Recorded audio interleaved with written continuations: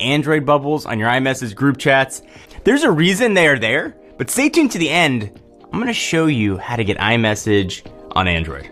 So if you're in the US and use an iPhone, you of course know about them blue bubbles, but you may not know why they're blue.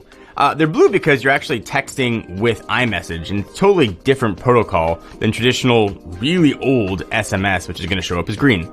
So Apple introduced this back in 2011, and since then, the battle of blue bubbles and green bubbles has been rampant. A lot of people all over the world don't use iMessage, but why would people decide to use it? Well, in the US, instead of using your cell phone carriers like AT&T, Verizon, or T-Mobile, iMessage just sends over the internet. So that means it can be safer and generally higher quality. You can send videos, photos, GIFs, voice messages, all kinds of things.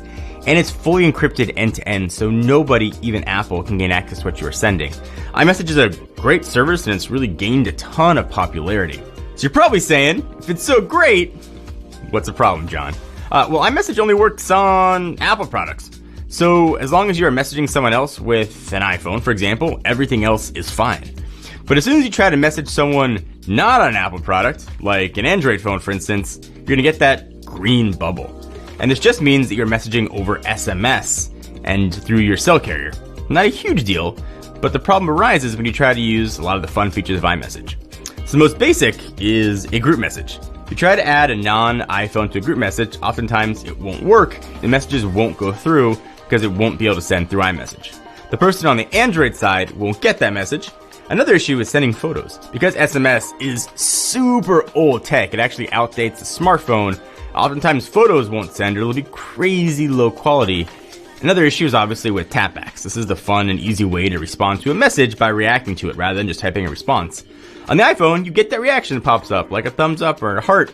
On Android, a tapback is sent as multiple messages, usually, and the experience is totally ruined. So that's the problem, but we're all here about solutions. What can you do about it? Right now, not a huge amount. Google just released a new version of their messaging app for Android. It's got support for tapbacks, which is awesome. So if you're texting someone between iPhone and Android, the Android phone will recognize the tapback and display it the same way it would on an iPhone. There's also a new standard called RCS, which is basically explained, it's the iMessage for Android or the iMessage for pretty much every smartphone. It's the new version of the SMS protocol. So all these great things you love about iMessage could and should work on Android. The problem there is iMessage would have to incorporate this standard, and there doesn't seem to be any rush by Apple to make that happen. Another thing you can do is switch messaging apps altogether. If you're constantly messaging between iPhone and Android, you can download things like WhatsApp, Facebook Messenger, Telegram, Signal, and a bunch of others. And they have many of the same features of iMessage, but they work cross-platform. The last thing you can do is actually get iMessage to work on Android. This is real, we've tested it, and it works. There are a few caveats.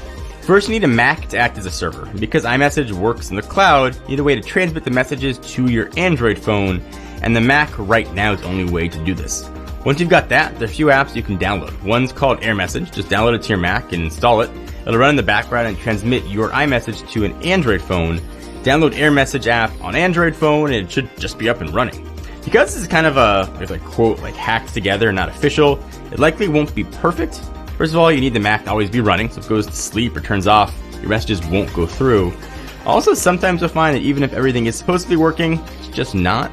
So this is by no means perfect, but until Apple and Android start becoming best friends again, this is about as good as it's going to get. So you think you know how to use your Apple products? I got some tips and tricks that I bet you didn't know about. The iPad software keyboard is pretty good, but there are some hidden features that